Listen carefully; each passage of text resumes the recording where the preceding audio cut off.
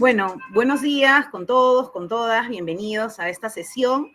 Este es un espacio en el que queremos o buscamos reflexionar sobre la temática, obviamente, principal, que es el combatir, el eliminar la corrupción. Y en este caso, en esta sesión, lo que queremos es un poco reflexionar esta aproximación del enfoque de género en este grave problema público. Y por eso el nombre de esta sesión, Miradas Transversales, la corrupción desde el enfoque de género. Como muy bien señaló Silvana, aquí lo que queremos es hacer una pequeña reflexión sobre la importancia y sobre todo la necesidad de incorporar el enfoque de género en la atención de la corrupción como problema público. Y para ello vamos a abordarlo sobre todo desde la prevención de la corrupción. Por eso es que vamos a poner atención en el aspecto de integridad pública, pero sobre todo en los riesgos que afectan la integridad pública. Más o menos he intentado estructurar esta sesión en este corto tiempo con algunos temas puntuales. Posiblemente no vamos a llegar a la profundidad que nos gustaría. Seguramente vamos a tener espacio y otros momentos para profundizar más, pero sí me gustaría que nos quedemos con algunas ideas claves. La primera es este vínculo entre corrupción y enfoque de género. No es algo nuevo, pero sí es algo relativamente, ¿no? El desarrollo no tiene muchos años tampoco, y queremos aquí recordar un poquito algunos inicios y algunos hitos que nos parecen importantes. También queremos conversar con ustedes sobre qué entendemos por corrupción desde un enfoque de género, y aquí vamos a conversar también de lo que es el enfoque de género, ¿no? Si estamos hablando de una herramienta, es algo obligatorio, no es obligatorio. También voy a hacer un pequeño repaso de lo que es la Política Nacional de Igualdad de Género y cómo nos brinda esta herramienta y cómo la podemos incorporar también en el marco de la gestión pública. Luego, me gustaría también con ustedes aterrizar, ¿no? De manera además muy breve, de la importancia de la integridad pública, de mirar la integridad pública desde un enfoque de género y de manera específica mirar, ¿no? Este aspecto de la integridad pública, que es los riesgos que afectan la integridad pública, mirar algunos ejemplos concretos de cómo podemos ver estos riesgos desde el enfoque de género. Entonces, me gustaría iniciar con este primer punto, que son estos vínculos de la corrupción y el enfoque de género. Como les decía, este es un desarrollo que viene ya de varios años. Yo aquí voy a mencionar solamente algunas aproximaciones. Son varias las entidades que vienen además también reflexionando en esta materia, tanto desde la academia a nivel internacional, agencias de Naciones Unidas también, que vienen haciendo valiosos aportes. Y en ese sentido voy a intentar también mencionarlas en algunos momentos de la exposición, pero me gustaría primero tener esta aproximación desde el contexto internacional, ¿no? Como todos sabemos, se cuenta hoy en día con una convención de las Naciones Unidas sobre la corrupción, y si bien es cierto, no hay una mención específica en esta materia, sí en el preámbulo ya se mencionaba que atender este problema implica o requiere un enfoque mucho más amplio, ¿no? Y además un enfoque que sea multidisciplinario, ¿no? Muchas veces, y bueno, ¿no? En nuestro país también en algún momento hemos iniciado atendiéndoles desde una mirada más desde la persecución, pero tenemos que tener una mirada mucho más amplia, y por eso hoy en día, ¿no? Estamos mirándola también desde la prevención. Y tanto en la prevención como en la persecución tenemos que tener un enfoque multidisciplinario. Pero no solamente eso, sino también a nivel, ¿no? Ya de la Comisión Interamericana de Derechos Humanos, también se han hecho algunas recomendaciones y también menciones importantes que quería recordar el día de hoy. Hay una resolución, que es la resolución 118 de corrupción y derechos humanos, donde ya se mencionaba, ¿no? Que la corrupción tiene un impacto grave y diferenciado, que parece que ya todos estamos de acuerdo, ¿no? En que hay un impacto en los derechos humanos, ¿no? Cuando se trata de corrupción, la corrupción afecta a los derechos humanos, vulnera los derechos humanos, pero tenemos que entender de que, si bien es cierto, todas las personas, ¿no? Tenemos derechos fundamentales, ¿no? Si bien es cierto, todas las personas tenemos estos derechos, el impacto es diferenciado, y ya lo decía en ese momento la Comisión Interamericana de Derechos Humanos. Y es en ese sentido que también recordaba que el objetivo de toda política pública para combatir la corrupción debe estar enfocado y ser implementado a la luz de varios principios, como la no discriminación y la igualdad.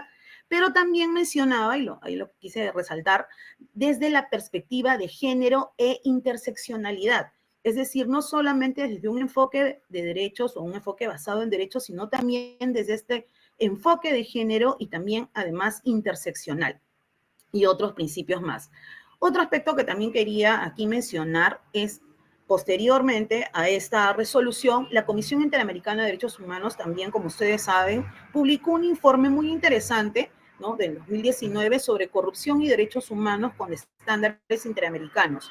Y aquí nuevamente mencionaba y hace un desarrollo también interesante sobre el impacto diferenciado de la corrupción en el goce y el ejercicio de los derechos, y que esto afecta, ¿no?, a las personas, a los grupos que se encuentran en una situación de especial protección o a los que se encuentran en una situación de vulnerabilidad o discriminación histórica. Y ya vamos a un poco desarrollar más adelante por qué menciona esto.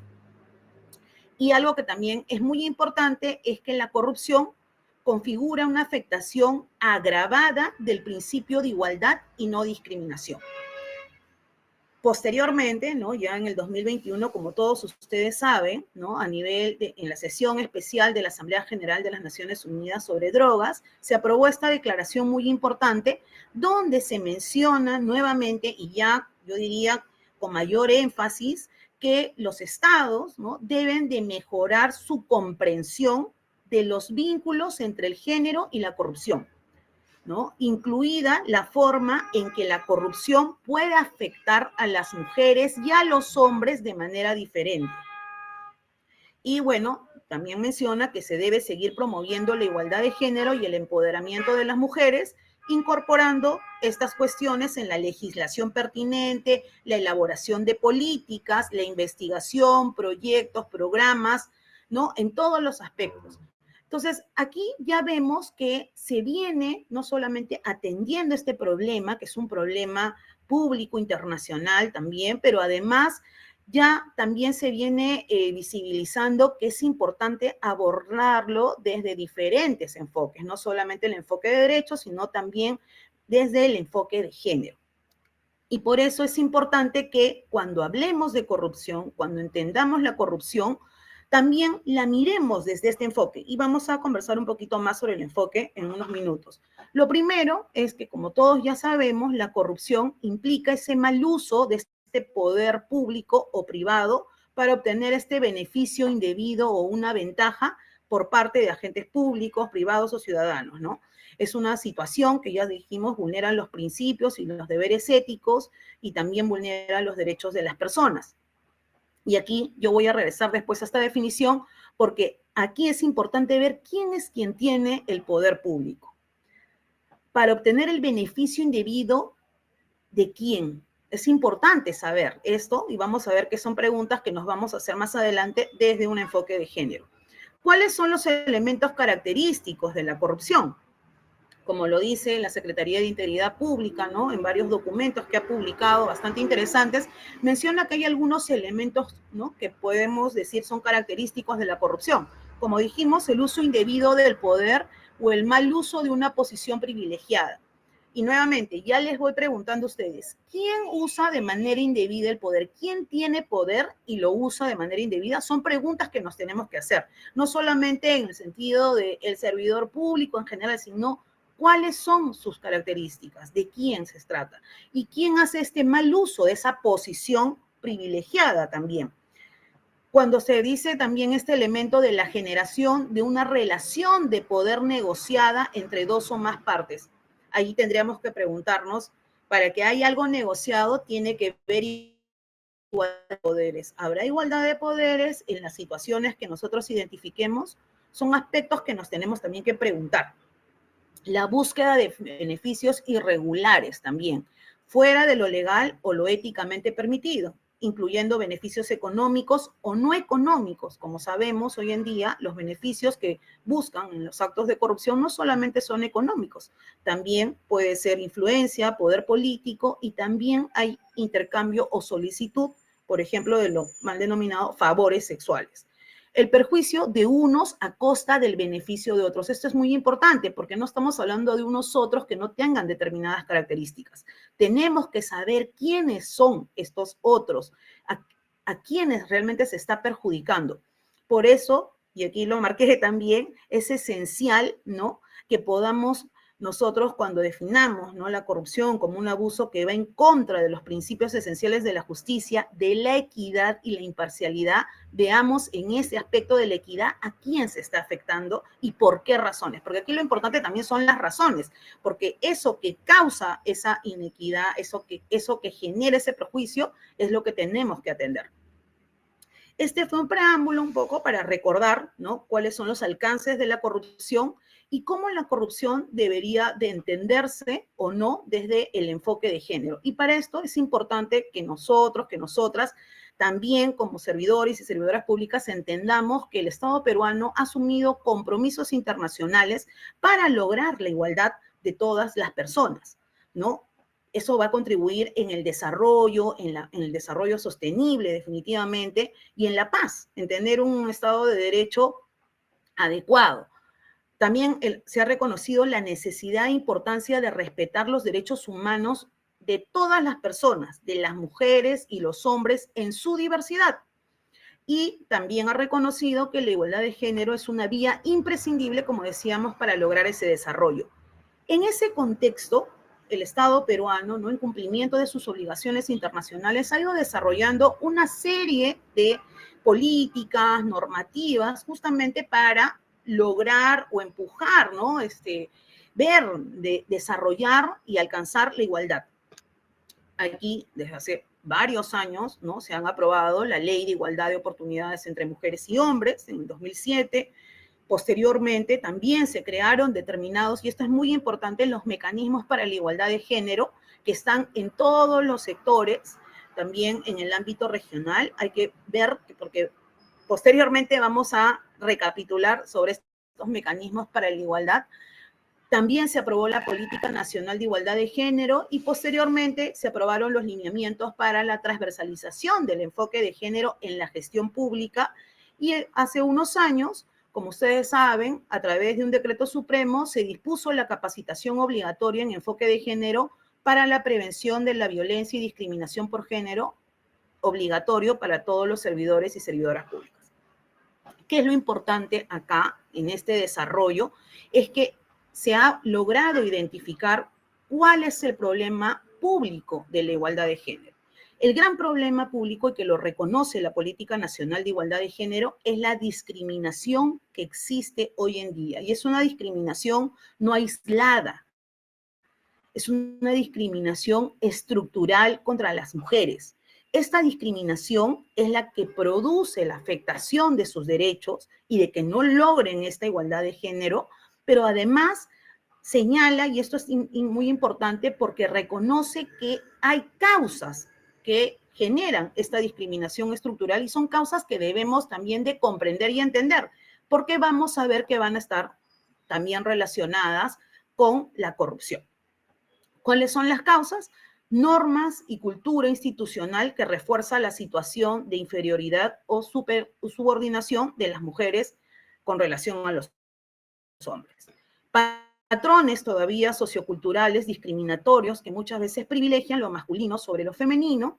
Hay una asignación desigual de roles también, ¿no?, productivo para los hombres y reproductivos para las mujeres, ¿no? Hace algunas semanas también se publicaron algunas estadísticas vinculadas justamente a quienes todavía hoy en día no realizan mayor trabajo en el hogar, y vemos que las mujeres son quienes principalmente todavía se les ha asignado este rol reproductivo, y también los estereotipos de género. Todas estas causas son las que generan finalmente esta discriminación y es la que produce finalmente la desigualdad. Entonces, cuando hablamos de discriminación, estamos hablando de que tiene un carácter estructural, que es de género, y se encuentra arraigado muchas veces en nuestras actitudes tradicionales, en prácticas también institucionales y en la sociedad en su conjunto, ¿no? Y esta discriminación se expresa en discursos excluyentes, violentos también, y por eso es que se ha reconocido que la violencia contra las mujeres es una forma de discriminación que inhibe nuevamente la capacidad de las mujeres, ¿no?, en su diversidad, de poder gozar de derechos y libertades. Entender el problema público, ¿no?, de la igualdad es muy importante porque nuevamente recordemos, cuando hablamos de corrupción, estamos hablando aquí justamente que atenta, ¿no?, contra principios esenciales como la justicia, la equidad, la imparcialidad, la igualdad. Por eso es tan importante que entendamos qué es la igualdad y cómo está agendado en nuestro país la igualdad, qué es lo que se está haciendo a favor de la igualdad, porque debe de dialogar necesariamente con lo que hagamos para combatir también y prevenir la corrupción. Aquí un documento muy importante para las personas que trabajan en políticas, ¿no?, para prevenir o para atender la corrupción es conocer estos lineamientos para la transversalización del enfoque de género en la gestión pública. ¿Por qué? Porque nos brinda primero orientaciones de cómo ir incorporando este enfoque para cerrar estas desigualdades y brechas de género. Y además es importante entender que es de aplicación obligatoria por todas las entidades de la administración pública. ¿Qué nos dice estos lineamientos y qué nos puede además servir para las políticas, para lo que hoy día vamos a conversar, que son las políticas anticorrupción? Lo primero es que nos dice que es importante transversalizar el enfoque de género en la gestión pública, pero ¿qué implica eso? Primero, implica entender de que es una estrategia. Es una estrategia que lo que busca es conocer, atender las preocupaciones y las experiencias de las mujeres y de los hombres como un elemento que va a ser integrante para elaborar, para aplicar, para supervisar, para evaluar las políticas. Yo no puedo evaluar una política o diseñar una política pensando que todas las personas somos idénticas. Tenemos que reconocer, si queremos lograr la igualdad real, reconocer las diferencias y reconocer cuáles son las preocupaciones y las experiencias de estas personas, de hombres y mujeres en su diversidad. Y tengo que tomarlo en consideración al momento de aplicar, de implementar, de diseñar estas políticas. Pero también lo que te dice que es la transversalización es que es un proceso de evaluación, de evaluar las consecuencias para mujeres y para hombres de cualquier actividad que yo haga. Todo lo que hacemos en el Estado tiene un impacto en los ciudadanos, pero muchas veces este impacto no es igual para las personas, para la población, yo diría en general, con sus diferencias. No es igual, por eso es tan importante primero conocer sus desigualdades, saber la situación en la que se encuentran para yo diseñar mejor mi estrategia, mi política, y cuando yo la implemente, evaluar que esa política realmente ha generado consecuencias, ¿no?, favorables para la ciudadanía en su diferencia. Porque si no, también, y bueno, esto también está probado, ¿no? Muchas veces ha sucedido que algunos estados, algunos países, cuando han implementado algunas políticas, estas políticas, en vez de lograr la igualdad, hasta han mantenido o han ampliado la brecha de género. Por eso la transversalización es una estrategia muy importante que viene implementando el Estado peruano de diversas maneras y en diversas temáticas, y la corrupción no puede ser una temática ajena. Y bueno, también, como decimos, desde el Estado se vienen haciendo también reflexiones, atendiendo esta política. Por eso es que estamos el día de hoy en esta sesión, porque es importante que logremos abordar y atender este problema público de manera integral. En ese sentido, ¿no? ¿Qué es el enfoque de género? El enfoque de género es una herramienta que podemos llamarle enfoque de igualdad, pero es una herramienta que lo que busca, y creo que todos, la mayoría seguramente ha visto esta foto, que me parece que es bastante representativa, lo que busca es dejar de pensar que las personas somos idénticas. Las personas somos diferentes, tenemos diferentes aspiraciones, tenemos diferente situación, vivimos la realidad de manera distinta y desigual. Por eso el enfoque de género es una herramienta que te permite analizar esa realidad, identificando cuáles son los roles, cuáles son las tareas que realizan las mujeres y los hombres, en su diversidad, porque los hombres y las mujeres somos diversos, tenemos diferentes edades, diferentes origen étnico, podemos tener algún tipo de discapacidad, alguna condición, podemos estar en una situación, por ejemplo, también de pobreza, en fin. Es importante conocer esa diversidad en cada ámbito territorial. ¿Para qué? Para también analizar cuáles son estas relaciones de poder que se producen, cuáles son estas asimetrías en el poder, cuáles son estas inequidades, porque si no, estamos, ¿no?, finalmente realizando normativas, elaborando normativas, pero que no son aterrizadas al ámbito territorial, considerando justamente estas desigualdades que estamos mencionando. Incorporar entonces el enfoque de género, ¿qué implica? Que podamos analizar, ¿no?, las características y los roles que una sociedad determinada atribuye a hombres y mujeres. Analizar y no desconocer las desigualdades que ya se producen entre mujeres y hombres en un ámbito territorial. Todo eso me debe de llevar a desarrollar mejores acciones para justamente atender esas desigualdades. Si no, nuevamente, ¿no?, en el entendido de una igualdad solamente a nivel jurídico, no vamos a atender el real problema público, que es esta discriminación que hablábamos estructural, pero tampoco esto se ve reflejado en cualquier tipo de política, ¿no? Y por eso es tan importante incorporarla también en este problema público de la corrupción. Entonces, ¿qué podemos entender por corrupción desde un enfoque de género? Aquí algunas ideas, por favor, que también, ¿no?, han sido consideradas a partir de otros expertos, otras expertas, pero que he intentado condensar para ir pensando, reflexionando sobre esta temática, porque aquí lo importante es empezar a reflexionar y ver cómo aterrizamos. Analizar la corrupción desde el enfoque de género va a implicar analizar justamente este contexto sociocultural en el que se desarrollan los actos de corrupción. Yo no lo puedo ver de manera solo general, tengo que entender dónde es que se produce, dónde existe mayor vulnerabilidad, cuáles son justamente esas asimetrías de poder, cómo es la relación, ¿no?, de las personas, cuál es la relación de poder que hay en esa relación de las personas que están involucradas. Tengo que saber los contextos de desigualdad. Si bien es cierto, podemos decir que se ha avanzado mucho en materia de la defensa, la protección de nuestros derechos, igual todavía existen brechas, ¿no?, existen desigualdades que tenemos y que además se ven reflejadas de manera distinta dependiendo del ámbito territorial y dependiendo también de los derechos que estamos analizando. Es importante conocer de manera específica, por eso el contexto de la desigualdad, discriminación o exclusión, ¿no?, que afecta, en este caso, a las personas, a los hombres, a las mujeres en su diversidad. Es importante además también conocer, ¿no?, cuáles son las limitaciones, las necesidades, los intereses, ojo, los intereses también de hombres y mujeres involucrados en este problema público de la corrupción.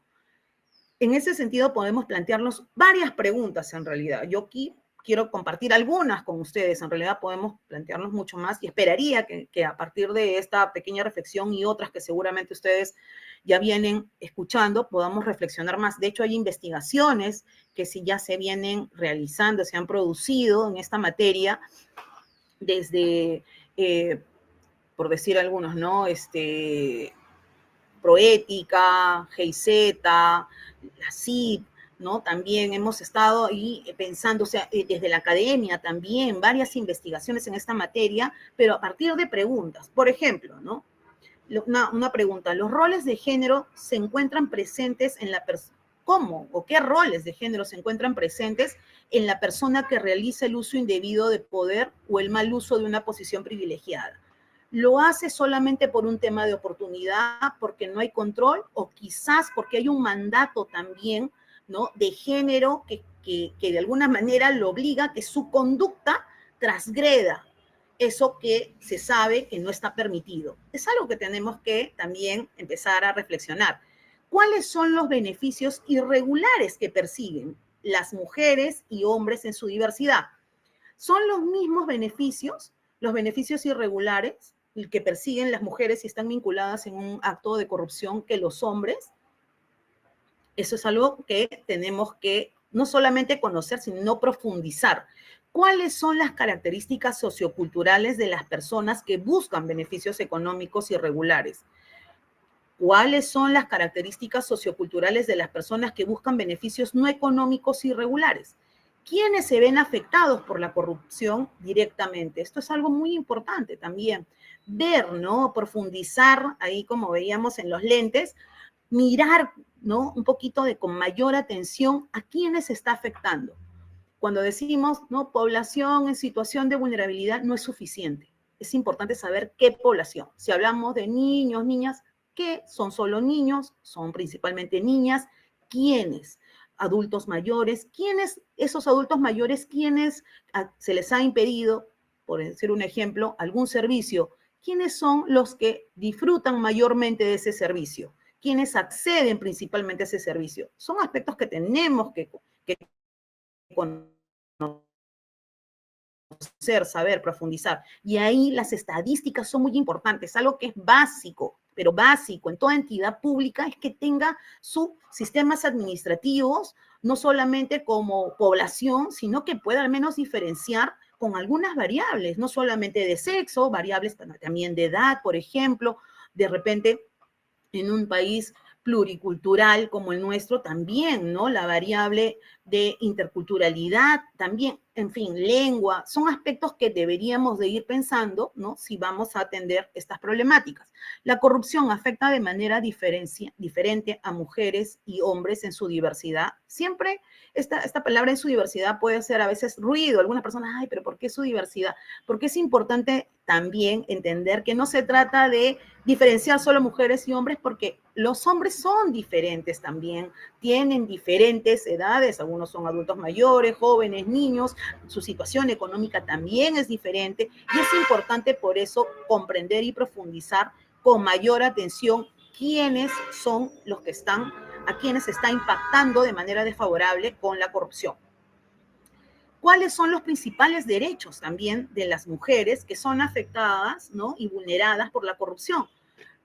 ¿Cuáles son sus derechos? Son los mismos que cuando se afecta quizás en la misma situación a los hombres en su diversidad. ¿Cómo los principales servicios públicos afectados por la corrupción impactan en las mujeres en su diversidad? ¿La corrupción incrementa la desigualdad de género? Esa es una pregunta también muy importante, ¿no? Porque muchas veces uno dice, sí, afecta la situación de las personas, de la ciudadanía, pero ¿a quiénes realmente afecta? Y si miramos también con mayor atención, quizás hasta incrementan las brechas de género. No solamente las desigualdades, sino también hay una brecha que se incrementa. Es algo todavía que se tiene que profundizar. Entonces lo puse un poco como preguntas y, como les dije, quería de ese marco aterrizar a lo que hoy en día llamamos la integridad pública, ¿no? Como ustedes saben, muchas veces hemos estado abordando la problemática de la corrupción desde la persecución, ¿no? Ya después de que se ha producido el acto, es que sancionamos, cosa que está muy bien, pero también ya la política pública nacional ha señalado que es muy importante, ¿no? Que podamos tener un enfoque preventivo del problema, ¿no? Que está orientado a generar justamente, a fortalecer esta cultura de integridad y de prevención de la corrupción en todas las entidades públicas. Y que está centrada, y por eso vamos a hablar de la gestión de riesgos que afectan la integridad pública, está centrada en identificar estos riesgos, ¿no? Estos riesgos de que se produzca un acto de corrupción. Estos riesgos vamos a ver que no son solamente de corrupción, también está centrada en adoptar estándares de cumplimiento, ¿no? Aquí el modelo de integridad pública es súper importante y también este modelo se debe de ver desde un enfoque de género y se está ya de alguna manera implementando y se está poniendo en la mesa justamente esa reflexión para fortalecer nuevamente. Y vamos a ver que se fortalecen no solamente las políticas, ¿no? Que van a atender este problema público, sino también las políticas que atienden la igualdad. La integridad pública, entonces, como sabemos, es definida como esta actuación coherente con valores, con principios y normas que promueve y protege el desempeño ético de la función pública. de modo, ¿no?, que los poderes y recursos confinados al Estado se dispongan hacia los fines para los cuales se han destinado, ¿no? Y hay que asegurando que el servicio público a la ciudadanía esté orientado al interés general y la generación de valor público. Vemos entonces que la integridad pública podría ser desde un enfoque de género actuar conforme a estos valores, principios éticos y normas para garantizar que los poderes y recursos asignados al Estado se utilicen correctamente. Cuando hablamos de principios éticos y normas, implicará comprender entonces que uno de esos principios y normas que promueve y protege el desempeño ético de la función pública es la vinculada con la igualdad de género y la no discriminación. ¿No? No es solamente principios en general, no, se aterriza y tenemos que visibilizar, si estamos mirando, ¿no?, la política desde el enfoque de género, de que uno de esos principios es la no discriminación, ¿no?, es la igualdad de género y como decíamos anteriormente, una forma de discriminación es la violencia, entonces es atender también la violencia de género. El Estado peruano, bajo el principio de igualdad y no discriminación, tiene la obligación de garantizar y proteger el pleno ejercicio de los derechos humanos de hombres y mujeres. Entonces, es de este enfoque, desde este enfoque de género, es poner atención de manera específica a estos pilares, ¿no? Y entendiendo qué significa, dándole un contenido conforme a lo que dice la política, ¿no?, de igualdad en nuestro país. Esto es importante por varias razones. Primero, permite implementar de manera eficiente e integral, que es algo que a veces es un gran reto, ¿no? Nos especializamos mucho y estamos atendiendo, pareciera, solamente un problema público, pero los problemas públicos no son puros, ¿no? Están concatenados. Y en ese sentido, tenemos tan pocos recursos, no solamente económicos, sino también de personas, que las acciones que realicemos deben de ser acciones que sean lo más eficientes posibles para que atiendan justamente diferentes problemas públicos. Aquí, el entender la integridad pública desde el enfoque de género permitirá entonces que implementemos de manera eficiente e integral la Política Nacional de Integridad y Lucha contra la Corrupción y también la Política Nacional de Igualdad de Género. Permite además identificar y atender riesgos específicos que afectan la integridad pública y los derechos de las mujeres en su diversidad. Por ejemplo, permite atender prácticas discriminatorias en la selección y la contratación. Como dijimos, la violencia, una forma de violencia en el ámbito laboral es el hostigamiento sexual, la exclusión de mujeres en los procesos de tomas de decisión. ¿Por qué razón se las excluye? Porque no hay muchas, si hay, será por quizás alguna de las causas que plantea la Política Nacional de Igualdad de Género, que son justamente los sesgos de género, los estereotipos de género. Son preguntas que debemos de respondernos a partir de la evidencia, de investigar, y vamos a ver que también necesitamos para esas investigaciones realizar focus group, lo que nosotros ya hemos registrado también, denuncias, tendremos que mirarlas desde este enfoque de género. ¿Por qué también es importante entender la integridad pública desde el enfoque de género? Porque fortalece de manera integral el desempeño ético de los servidores públicos. ¿Qué significa esto? Cuando hablamos de desempeño ético de los servidores públicos, estamos hablando no solamente, como decíamos, ¿no?, que respetan los valores, los principios así en general, sino en realidad son acordes y defensores de la igualdad también y de la no discriminación. Y en ese sentido tenemos que fortalecer ese desempeño ético, un desempeño ético que actúa de manera desigual, que discrimina, que excluye. No podemos decir que es un desempeño ético, entonces, ¿no? Y eso es algo que se debe desterrar y que está vinculado tanto con la política, ¿no?, nacional de igualdad de género, como con la otra política, que es la nacional de integridad y lucha contra la corrupción. Además, contribuye también al logro de la igualdad entre mujeres y hombres en su diversidad y, como decíamos, al desarrollo sostenible de la sociedad. También algo que es muy importante es que refuerza justamente esta percepción pública de que las instituciones son justas. Todavía, lamentablemente, hoy en día existe una percepción pública que no es favorable para las instituciones. Y es importante que podamos evidenciar, no solamente en términos, ¿no?, pensando que es un problema público distinto al otro, sino por el contrario, de manera integral, visibilizando que las instituciones están actuando de manera justa, por el mejor interés de todas las personas, considerando sus diferencias y sobre todo su situación de desigualdad, ¿no? Si no entendemos, comprendemos que la ciudadanía vive, ¿no?, la igualdad de manera, algunos, desigual con relación a otros, con exclusión o violencia, no vamos a atender bien justamente una política nacional de lucha contra la corrupción. Entonces, este elemento nos ayuda, ¿no? Esta herramienta nos ayuda a mirar el problema con mayor profundidad y pensar en otras formas también de atender ese problema. Aquí no hay nada escrito en piedra. Todo va a implicar ver cómo atendemos con los pocos, ¿no?, o muchos recursos que podamos tener, pero de manera eficiente, las políticas públicas de manera integral. Algunas recomendaciones y oportunidades para implementar el modelo de integridad desde el enfoque de género, ¿no? Aquí lo que quisimos un poco es que ustedes primero tengan algunos elementos aterrizados, no hemos visto de manera muy conceptual, general, pero de manera aterrizada, ¿qué es lo que yo puedo hacer? O algunos ejemplos. Y también queríamos aquí proponerles algunos ejemplos.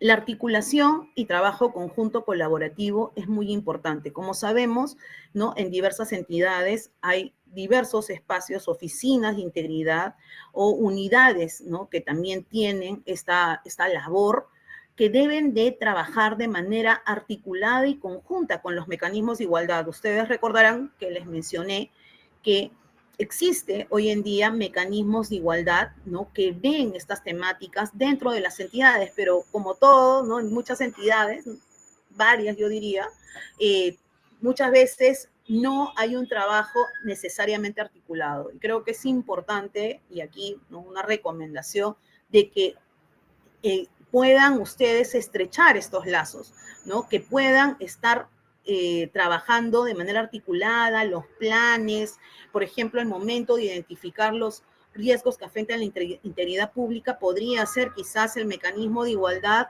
tener el rol consultivo, por ejemplo. Es muy importante que ustedes puedan, ¿no?, con los recursos que tenemos en nuestras entidades, trabajar.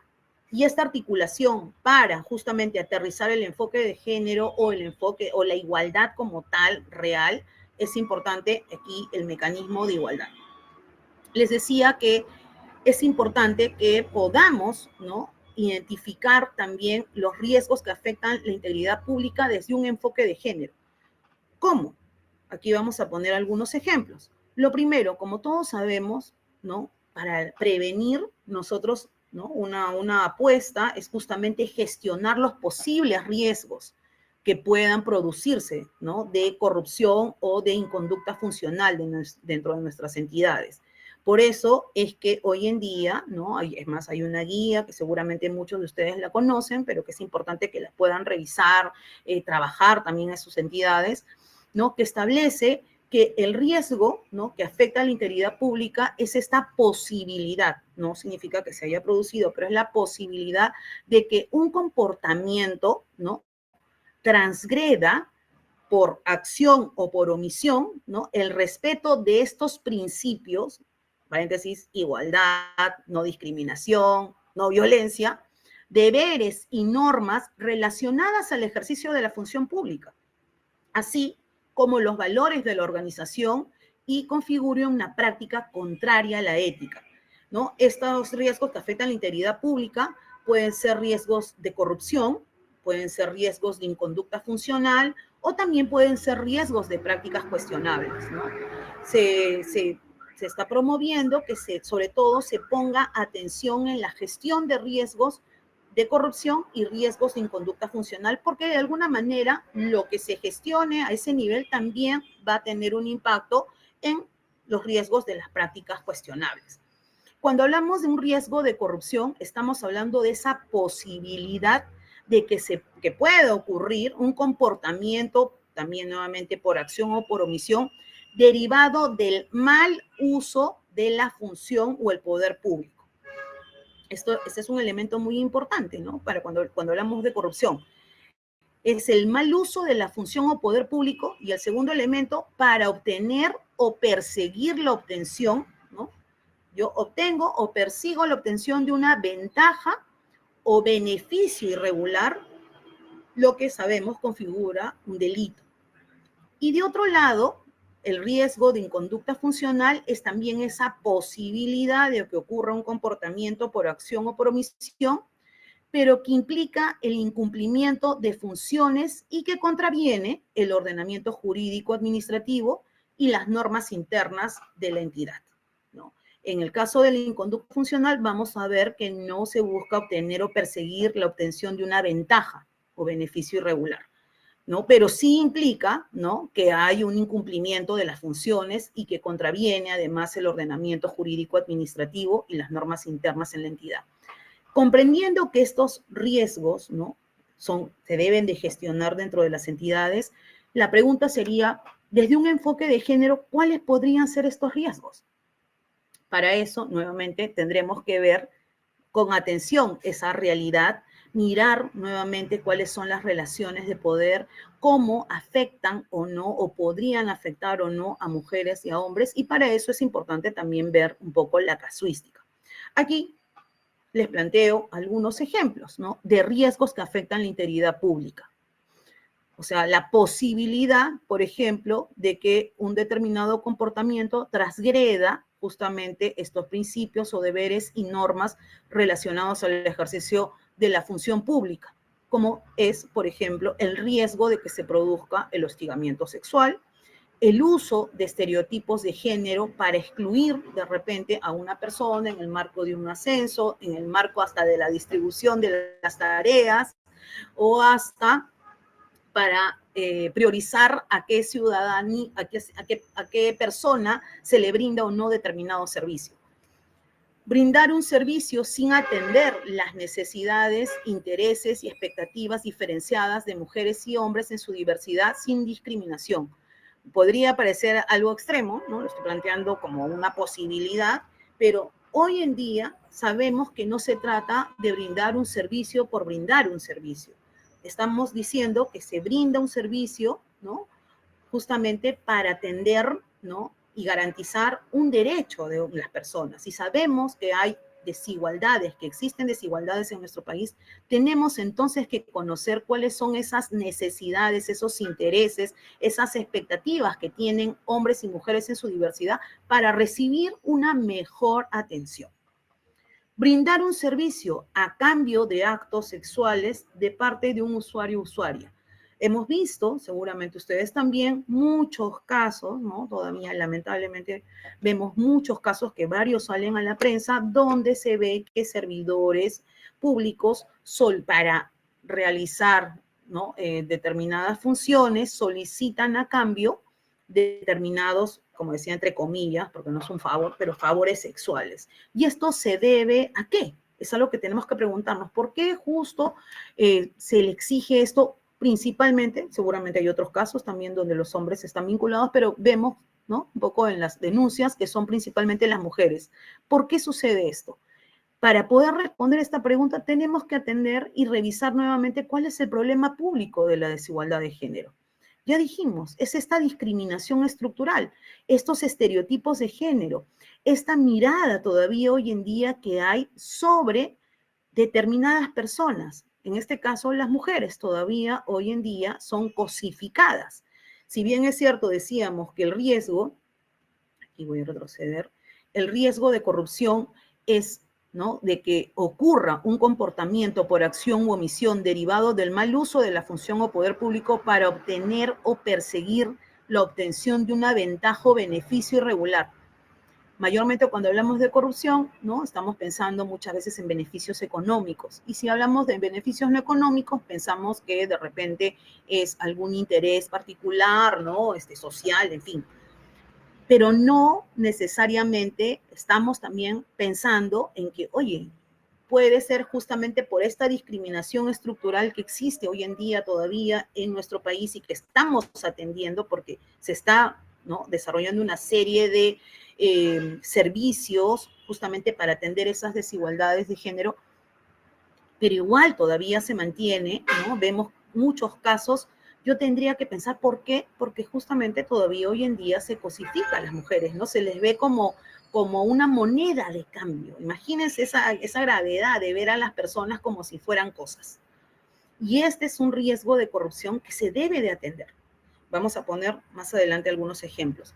También, ¿no?, al momento yo, ¿no?, decíamos de también realizar mis funciones, si yo voy a realizar una obra, voy a realizar una obra que realmente beneficie a la población en su conjunto, yo tengo que responder a la necesidad de interés, ¿no?, de todas las personas, ¿no? Y no decidir de repente o, ¿no?, decidir o priorizar de repente obras que incrementen más las brechas de género, ¿no? Entonces, para eso es importante saber quiénes están, cómo viven, cuáles son sus necesidades para que yo, ¿no?, como autoridad pueda tomar las mejores decisiones y no sean decisiones sesgadas, sin consultar, sin saber, ya ni siquiera, no quiero hablar de la consulta, porque a veces puede empezar la consulta previa, pero sin conocer realmente qué es lo que quiere y qué es lo que necesita en términos de derechos también la población.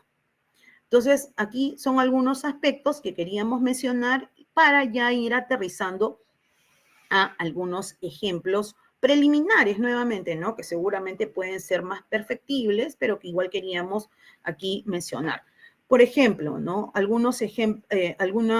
siguiendo la estructura para la elaboración de riesgos que afectan la integridad pública, y en este caso desde el enfoque de género. Algunos planteamientos, ¿no? Como ustedes saben, primero se plantea el agente, luego, como es un riesgo, es algo que puede ser, ¿no?, es una posibilidad, se pone, ¿no?, el condicional de podrían, luego se establece el posible comportamiento irregular y que puede ser, como dijimos, de corrupción o de inconducta funcional y el contexto, además, en el que se produce esto. Aquí algunos ejemplos, ¿no? Puede ser, pregunto también, ¿no?, a modo de pregunta, para que ustedes también vayan pensando, mejorando, nuevamente, son insumos. Un servidor público podría disuadir a la presunta víctima de hostigamiento sexual a no interponer una denuncia. Esto sería un posible comportamiento irregular. ¿Es algo que afecta a la integridad pública? No solamente afecta a la integridad pública, sino también contribuye, ¿no?, a las causas justamente de la discriminación estructural. Y esto todavía vemos que está presente muchas veces en diferentes ámbitos, en diferentes entidades, ¿no? Y no solamente es el servidor público que va a atender o recibir la denuncia, sino muchas veces también son los colegas, las que te disuaden justamente de presentar o hasta de evitar que se denuncie un acto que claramente es un acto de violencia y de discriminación. Servidores públicos que integran el órgano encargado de la investigación podrían investigar los hechos, valorar los medios probatorios y emitir sus informes con sesgos de género o estereotipos de género. Claramente también puede ser una inconducta funcional, porque no estás actuando con imparcialidad, sino estás actuando a partir de tus preconcepciones, tus creencias de lo que debe de ser una mujer, de lo que debe ser un hombre, y eso genera que finalmente valores, ¿no?, en el marco de tus funciones, valores estos medios probatorios desde esa mirada, ¿no?, de que finalmente incrementa la desigualdad y la injusticia y no, finalmente, no se investiga de manera adecuada los hechos. Bien interesante, en el marco ya de la investigación, no lo mencioné, pero el Poder Judicial tiene también una normativa que también nos brinda esa posibilidad de poder administrar justicia desde un enfoque de género, ¿no? Los jueces y las juezas, ¿no? Esto se ha aprobado ya a nivel del Poder Judicial, pero puede servir también como ejemplo, digo yo, para poder comprender y entender qué significa investigar, ¿no?, estos cualquier tipo de delito, como puede ser, ¿no? Los vinculados a la corrupción, pero también los vinculados a la violencia, ¿no? Desde el enfoque de género. Vamos a ver que esto puede enriquecer justamente y eliminar estos estereotipos de género. Otro riesgo que afecta a la integridad pública o podría afectar la integridad pública son servidores públicos que podrían realizar indebidamente las labores de coordinación para cometer actos de hostigamiento sexual contra sus compañeros de trabajo, ¿no? Ya el hostigamiento como tal. Servidores públicos podrían acelerar indebidamente los procesos de contratación de bienes a cambio de recibir comportamientos sexuales de una persona, ¿no? Acelero el trabajo que debo de realizar, ¿no? Y en este caso estamos poniendo nuevamente bastante general, pero un proceso de contratación, pero a cambio de recibir un beneficio, pero es un beneficio cosificando, ¿no? A la otra persona, ¿no? De alguna manera aquí no solamente posiblemente se configura un acto de corrupción, sino también un acto de violación sexual y de hostigamiento sexual. Vamos a ver que cuando se gestiona estos riesgos desde un enfoque de género, no solamente estamos gestionando nuevamente, ¿no? De alguna manera, de alguna manera prevenir actos de corrupción o de inconducta funcional, sino también prevenir actos de violencia. Entonces, y sobre todo prevenir que esa violencia afecte, porque mayormente afecta a las personas que se encuentran en una situación de especial, ¿no? De una situación de vulnerabilidad. Otros ejemplos más también, ¿no? Que quería compartir con ustedes es los docentes, por ejemplo, ¿no? Cuando brindamos un servicio, ¿no? Sobre todo ahí es donde debemos de gestionar estos riesgos que afectan a la integridad pública porque hay un contacto directo con la población. Los docentes de un colegio podrían solicitar comportamientos sexuales de una o más alumnas a cambio de mejorar sus notas de manera indebida.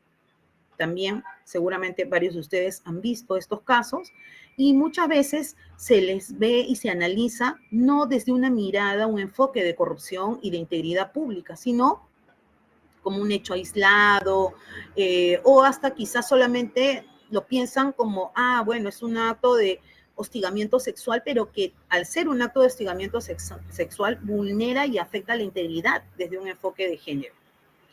Los docentes de las residencias estudiantiles podrían solicitar comportamientos sexuales de una o más alumnas a cambio de la entrega de determinados bienes, alimentos, por ejemplo.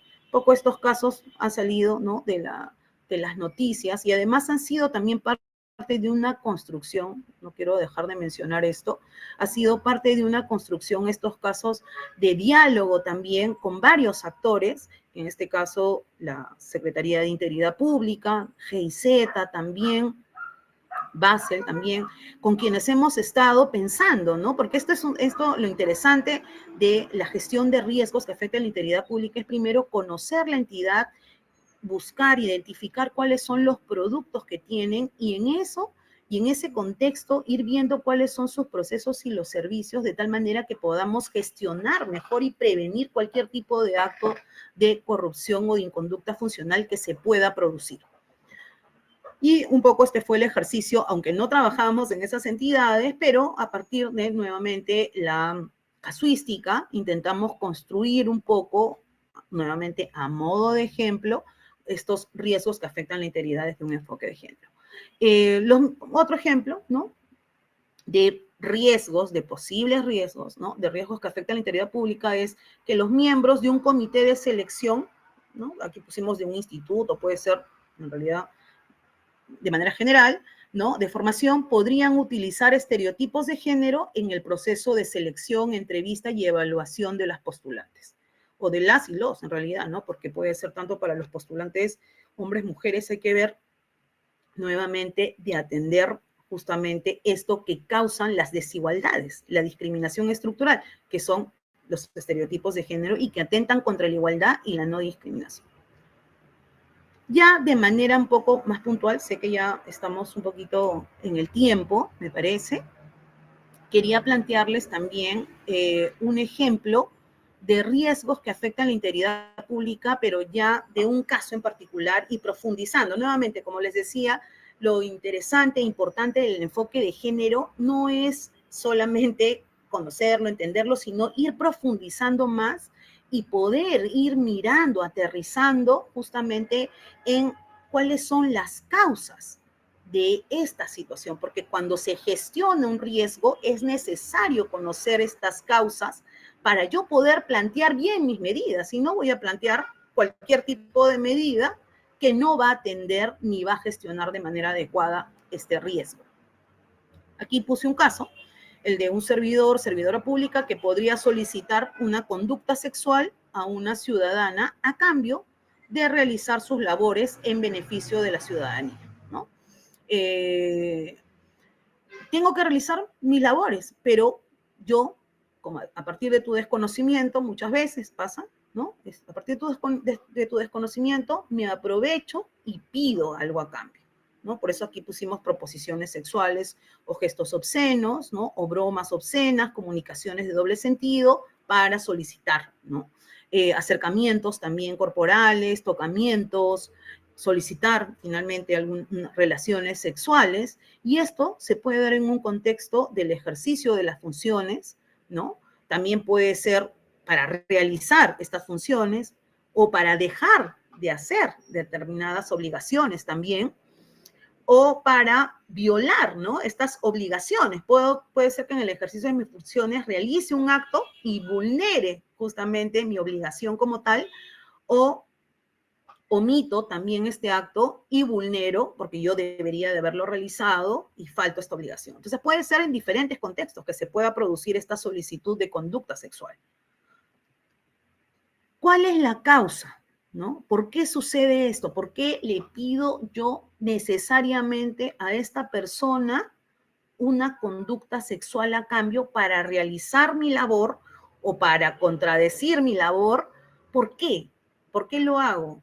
Una causa que no debemos de dejar de mirar es justamente que es la que hemos dicho, que la que ha reconocido la Política Nacional de Igualdad de Género, que es la discriminación estructural que hay hacia las mujeres, ¿no? Que son este conjunto de prácticas reproducidas por patrones socioculturales que están instalados en las personas, en las instituciones y en la sociedad en general, que es una discriminación que se expresa con estas prácticas, con discursos excluyentes, violentos también, ¿no?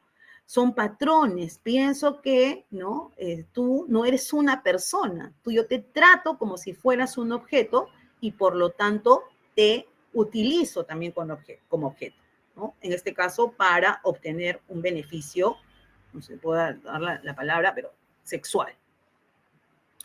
Si hablamos de causas personales, ¿no? Entendiendo que hay una causa estructural de por medio, podemos entender mejor entonces cuáles podrían ser las causas personales y las causas organizacionales. Una causa personal es justamente estos patrones, ¿no? Socioculturales, discriminatorios, que privilegian muchas veces lo masculino sobre lo femenino. Hay una idea de dominación y de control, ¿no? Una creencia de que se tiene derecho a imponer o demostrar un comportamiento sexual hacia otra persona, atentando contra su libertad, por ejemplo. Estas son cosas que uno dice, es un enajenado. No, son aspectos que están todavía incorporados en nuestras dinámicas y que finalmente se trasladan. Muchas veces, no, pero yo sí soy en mi casa, en mi ámbito privado. Cuando hablamos de violencia, no hay ámbito privado, ¿no? Todo es público porque es un problema público. Por lo tanto, es importante atender este tipo de causas, la dominación y el control. También una causa es que hay una falta de respeto a la autonomía de las personas. Todavía hoy en día no se ve a determinadas personas como titulares de derecho y por lo tanto se ignora por completo que tengan algún tipo de consentimiento y no se respeta su dignidad. Muchas veces se utiliza, ¿no?, la fuerza o de alguna manera sabiendo que se encuentra en una situación de repente de vulnerabilidad, de necesidad, yo finalmente quebranto ese consentimiento porque libremente no estoy realizando esta conducta sexual, sino que si no la realizo, no obtengo lo que debería obtener del servidor público en el marco del ejercicio de sus funciones. Puede ser, estoy poniendo ejemplos, ¿no?, de posibles causas. La cosificación de las mujeres, lo que les decía, ¿no? El tratarlas como objetos y no como sujetas de derechos. Muchas veces se les considera como si fueran objetos para satisfacer sus propios deseos. Y un tema que todavía está lamentablemente presente son las actitudes machistas, ¿no? Estas creencias, estos valores, estas conductas que caracterizan muchas veces la masculinidad, de que tiene que ser una masculinidad de dominio, de superioridad, donde yo hago lo que quiero, ¿no? Y por lo tanto, ¿no? Soy superior a las mujeres y puedo pedir, ¿no? Y cosificarlas y verlas como una moneda de cambio. Posibles causas organizacionales, nuevamente, posibles, ¿no? Como para revisar, para mirar. Las normas o cultura institucional que pueden estar presentes dentro de determinadas todavía entidades y que refuerzan nuevamente esta situación de inferioridad o subordinación de las mujeres, ¿no?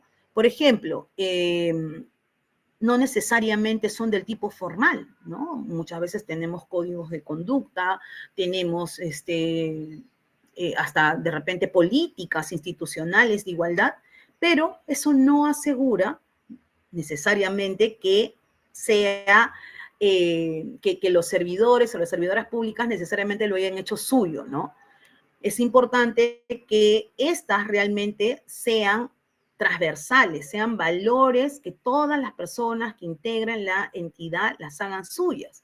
Y para eso yo tengo que necesariamente no solamente publicarlas, enmarcarlas, sino además tengo que ver si y asegurarme de que estos servidores y servidoras públicas conocen, saben y lo han hecho suyo porque están trabajando en la entidad y porque están aportando justamente a estas políticas. ¿Cómo puedo hacer eso? Me pregunto, ¿se ha hecho algún tipo de diagnóstico de la cultura institucional? De repente tenemos una serie de normativas, pero la percepción finalmente de los servidores y servidoras públicas es una percepción de impunidad. O porque de repente hay poca presencia también de mujeres en la entidad y esto se debe no porque no se presenten, sino porque hay una política de entender de que estas temáticas son de hombres. No hay liderazgo ético, no hay pautas, a veces también pasa, ¿no? Que decimos, algunas sí tienen muchas, pero realmente los funcionarios, los servidores públicos no lo han hecho suyo, pero en otros casos vemos que estas normativas están obsoletas, son normativas que no son acordes o alineadas a la normativa actual. Esto también puede ser una causa por la cual se podría producir una situación de esta naturaleza. Por ejemplo, no se ha capacitado tampoco, no existen procesos de capacitación real, de sensibilización real, ¿no? Muchas veces se realizan capacitaciones, pero no son capacitaciones que buscan un cambio de conducta, una comprensión de que estas conductas son dañinas y además de que van a ser debidamente sancionadas por la entidad. Eso también es muy, muy importante. Para eso hay que realizar también, como les decía, focus group, entrevistas, diagnósticos, encuestas, ¿no? Campañas, sobre todo de prevención, que las personas sepan qué hacer si conocen un acto de esta naturaleza, qué les va a pasar si se produce esta situación, también es muy importante. Esto, y si no están presentes normativamente en la realidad, no están presentes como parte de la cultura institucional, puede ser una causa, justamente la de normas y cultura institucional que refuerza la situación de inferioridad o subordinación de las mujeres. Si estas son las causas, cuáles serán las consecuencias de una situación de esta naturaleza? Las consecuencias es que se van a vulnerar derechos, ¿no? En este caso, se va a vulnerar el derecho a la igualdad, el derecho a una vida libre de violencia, dependiendo también del servicio, también se pueden vulnerar, ¿no? Otros derechos, también no solamente el derecho a una vida libre de violencia, también el derecho a la salud sexual y reproductiva.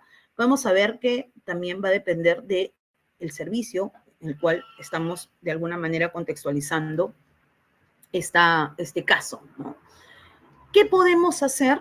¿Qué estrategias podemos realizar una vez que entendemos bien justamente cuáles son estas causas, ¿no? Que no son causas de este grupo de personas, se tratan de causas estructurales, se trata de causas personales que son estructurales, como son los patrones socioculturales discriminatorios, causas organizacionales, son estas normas y cultura institucional que refuerza justamente esta inferioridad o que esta desigualdad es correcta. Y una vez que consideramos eso, tenemos que establecer estrategias adecuadas. Una estrategia puede ser justamente la de incrementar, que yo creo que es el gran reto, ¿no? ¿Cómo incrementamos esta conciencia sobre esta conducta prohibida y sus consecuencias, ¿no?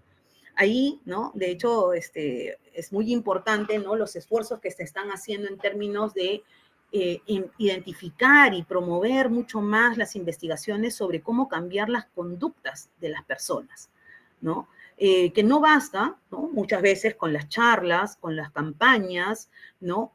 Pero sí, tampoco las tenemos que desechar, ¿no? Por eso aquí puse a modo de ejemplo, ¿no? Algunas.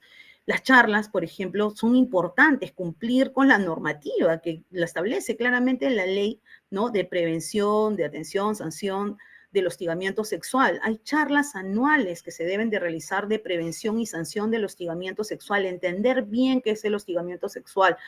No, muchas veces todavía hoy en día se percibe que los servidores y servidoras públicas no comprenden o entienden cuáles son sus alcances, es más, se minimiza y hasta se justifica, ¿no? Colocando a la víctima en una situación muchas veces de mayor vulnerabilidad todavía porque se le revictimiza. Y estas deben de ser de asistencia obligatoria y de seguimiento nominal, ciertamente, ¿no? No es que convoco a ver quién cae, no. Realmente si queremos atender, gestionar, ¿no? Con rigurosidad, que no se produzcan este tipo de situaciones, porque eso es lo que no queremos, tenemos que hacer un seguimiento mucho más detallado y más aún de quienes brindan servicios. Pienso que eso es muy, muy importante. Asegurar, además, todos sabemos, les dije al inicio, que hay una capacitación que es obligatoria para todos los servidores y servidoras públicas. Desde que se aprobó esta capacitación obligatoria, desde el Ministerio de la Mujer se ha creado esto que se denomina el curso de agentes de cambio para la igualdad, súper importante, gratuito. Yo diría que contribuye justamente a incrementar esta conciencia sobre todo las conductas que son prohibidas, por qué son dañinas, por qué es importante que no nos mantengamos ajenos o no hagamos nada, qué podríamos hacer. Me parece que este curso, que es gratuito además y que es obligatorio, es algo que también se podría colocar como una medida de prevención.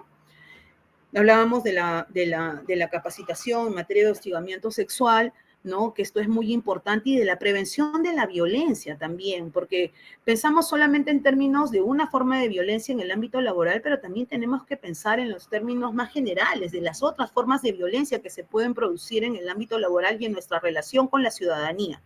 Esas, ¿no? El comprender, entender qué es una violencia, qué es lo que yo no debo de hacer, las consecuencias de ella, cómo daña a las personas y a la institución y, cómo no, al país, es algo que puede permitir nuevamente atender, ¿no? De alguna manera, prevenir esta situación.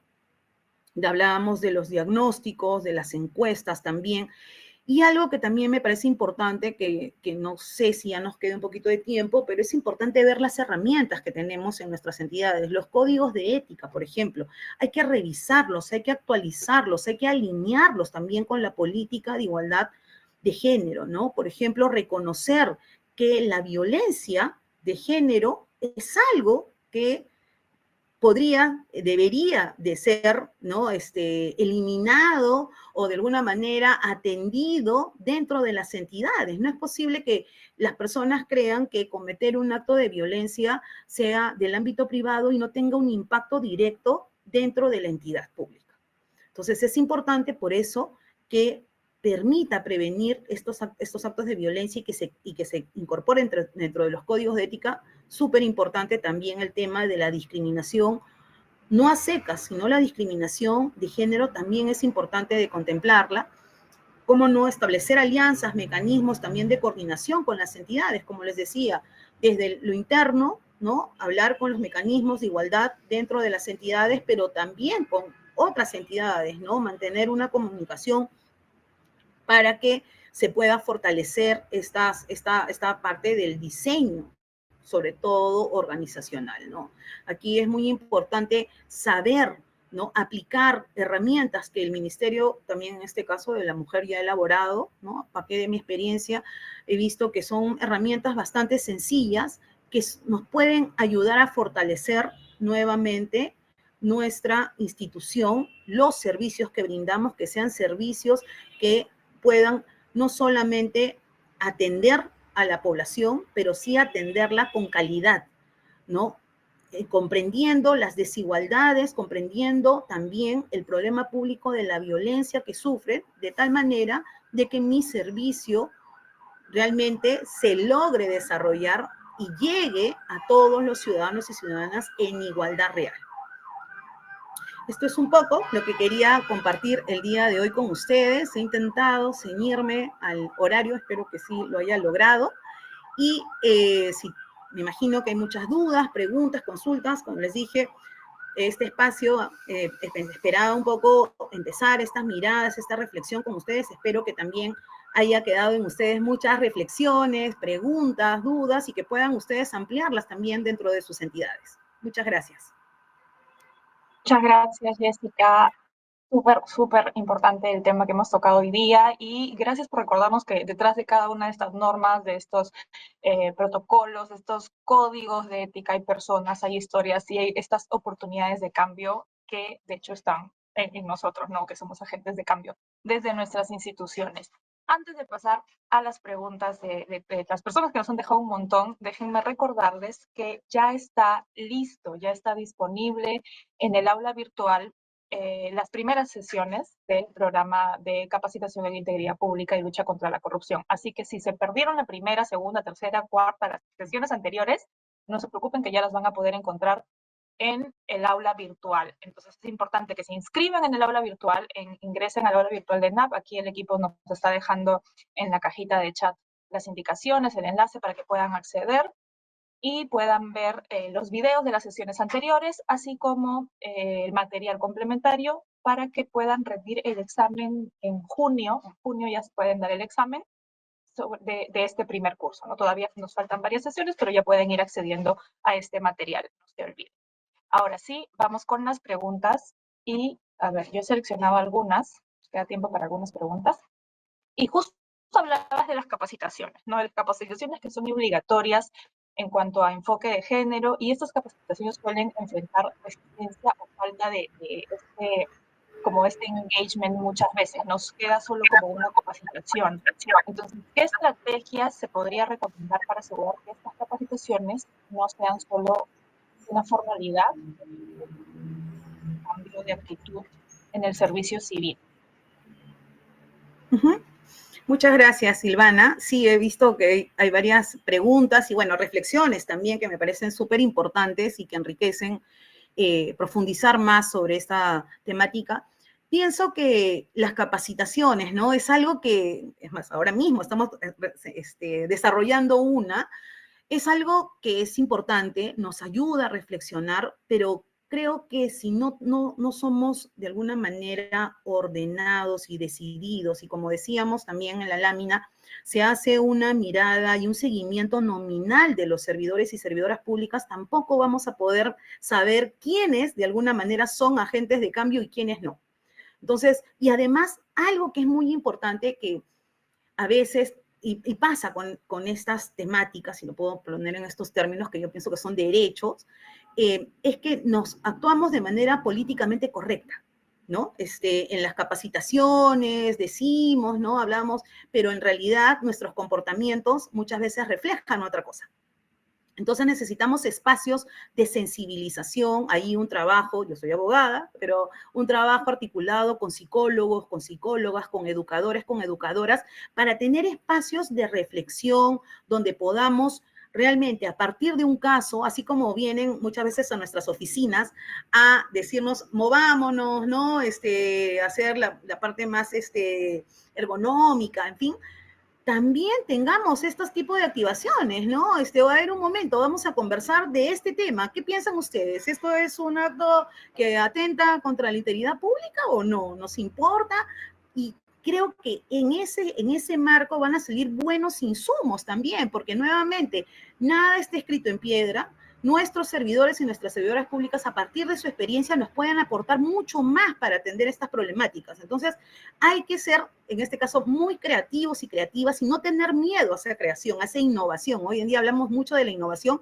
Creo que tenemos que salir de la caja y hacer esas innovaciones para saber cómo, con la gran carga laboral que tienen todos y todas, poder aprovechar esos espacios, esos momentos, hasta en el almuerzo, espacios donde podamos reflexionar y aportar para atender esa problemática.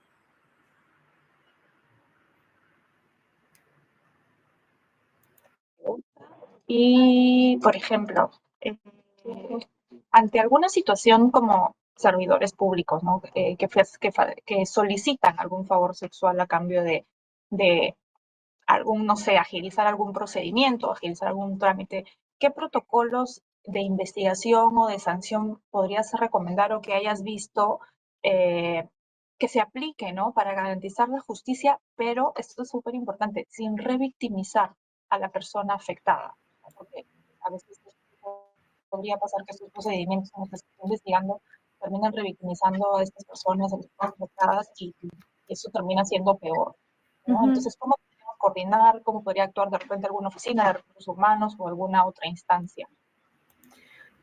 Pienso que ese es un gran reto todavía hoy en día en el plano sobre todo administrativo, ¿no? Porque, bueno, vemos que en este caso no solamente se podría configurar una inconducta funcional, sino también un delito de corrupción, pero creo que sí, ahí hay un reto de contar con lineamientos claros de qué hacer, ¿no? Y claro, estos lineamientos no los vamos a construir a partir de la nada. También hay experiencias que podríamos revisar, mirar, por ejemplo, para el caso de hostigamiento sexual, servir ya planteado varios lineamientos muy importantes que son, yo creo que el reto está en la sistematización también, pero además de eso, también revisar cómo no, y en lo que pueda ser útil para la parte administrativa, este protocolo de administración de justicia con enfoque de género del Poder Judicial. Es un protocolo que ha sido aprobado hace algunos años, no sé, creo que 2, 3 años, si no un poco más, y que creo que es importante que lo podamos revisar y extraer esas experiencias para saber no solamente ya cuando sucedió nuevamente, sino también prepararnos, porque la prevención pasa por no solamente realizar o adoptar todas las medidas necesarias para que esto no se produzca, sino también prepararnos cuando se produzca, ¿qué voy a hacer? ¿Cómo voy a tratar esta problemática? Entonces, si es que no está escrito, yo como institución podría sistematizar estos lineamientos, adecuándolos además al servicio que yo brindo, dónde está el riesgo, de tal manera que yo pueda también identificar algunas actuaciones, orientaciones que yo debería de darle a la víctima y en este caso también qué actuaciones debería yo de seguir contra la persona que posiblemente ha realizado este acto. Entonces son aspectos que sí nos gustaría muchas veces que sean más generales, esperemos, ¿no? Como digo, todo está en proceso de trabajo, una buena idea la que acaba de plantear, pero mientras tampoco me puedo quedar esperando a que esté, ¿no? Entonces yo tengo que prepararme de acuerdo a los servicios que brindo, a los espacios donde identifico estos riesgos, ir delineando estos lineamientos y, cómo no, planteándolo también como buenas prácticas, ¿no? De tal manera que inspire, ayude a otras instituciones también a poder seguir esa línea y mejorarla. Claro, y hablando de buenas prácticas y de compartir o tomar lo que mejor que hacen las instituciones, ¿conoces de repente algún ejemplo de alguna entidad pública que haya logrado reducir prácticas corruptas, ¿no? O de corrupción de este lado, ¿no? Con enfoque de género, o si hubo algún factor clave para el éxito de estos casos? ¿Conoces alguna, de repente público o privado? No lo sé. Sí, en realidad todavía, ¿no? Yo diría que ese es un buen elemento de análisis, ¿no? El poder sistematizar las buenas prácticas. De hecho, algo que sería interesante que la CIP pueda hacer es, a partir de la identificación de riesgos que afectan la integridad pública que han presentado las diversas entidades en el marco, ¿no?, de su ICP, ¿no?, se pueda sistematizar e identificar cuáles han identificado riesgos que afectan la integridad desde un enfoque de género, sistematizar las medidas que han planteado y a partir de ello poder hacer el seguimiento de las buenas prácticas. Yo creo que esto está, como seguramente hay muchas, pero lamentablemente no hay una investigación total. No creo que lo que hace el Ministerio de la Mujer es bastante interesante, solamente que a veces se puede perder en un documento tan grande como, por ejemplo, son los informes del cumplimiento de la Ley de Igualdad de Oportunidades que presenta todos los años ante el Congreso. Son informes que sistematizan todo lo que han hecho las diversas entidades en esta materia. Hay muy buenas prácticas de manera general en términos de incorporación del enfoque de género. Los invitaría a revisarlos porque realmente son bien interesantes lo que podemos ver de diversas entidades. Por ejemplo, tengo conocimiento de una entidad que ha elaborado un documento para evitar sesgos de género en la contratación y en las entrevistas que realizan para, ¿no?, valga la redundancia, contratar a personal. Entonces, ese es un documento que creo que debería de ser revisado, replicado por todas las entidades, ¿no? Uno a veces puede querer tener las intenciones, pero si no tienes un documento que guía a todos, a veces no lo tomas y se te pasa, ¿no? Pero sí, ese tipo de buenas prácticas, tener estas herramientas a disposición podría ayudar justamente a prevenir, ¿no?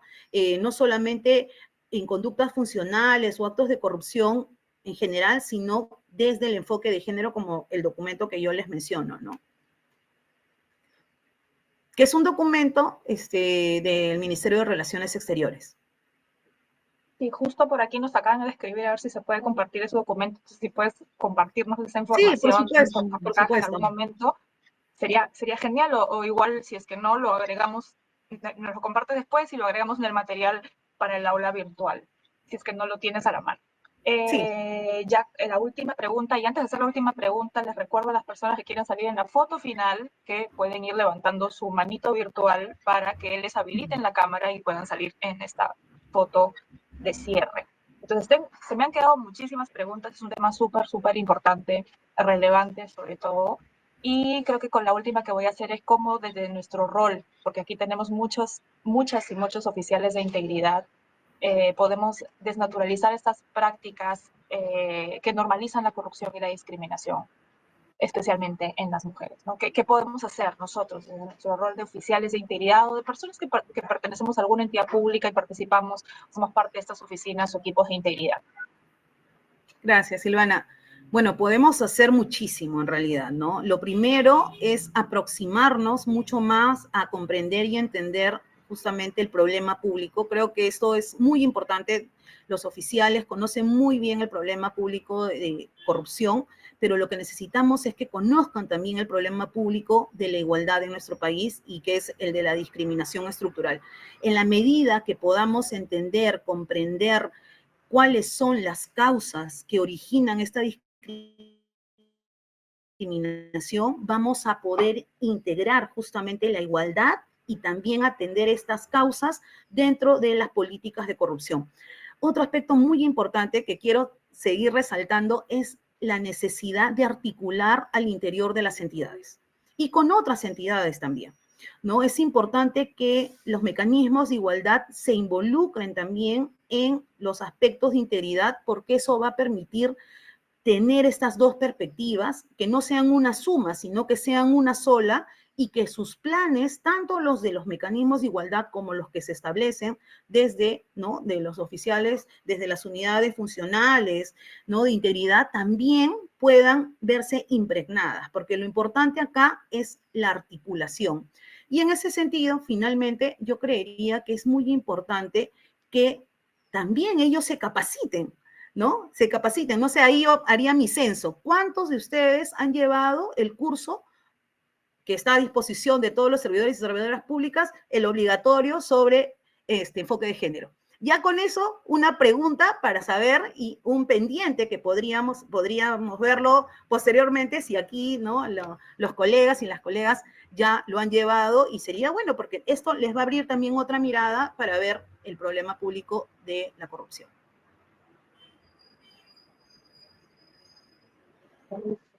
Listo, muchísimas gracias Jessica y nos llevamos una tarea súper importante y sobre todo chequear el contenido, chequear esta información que vas a compartirnos y estos cursos, ¿no?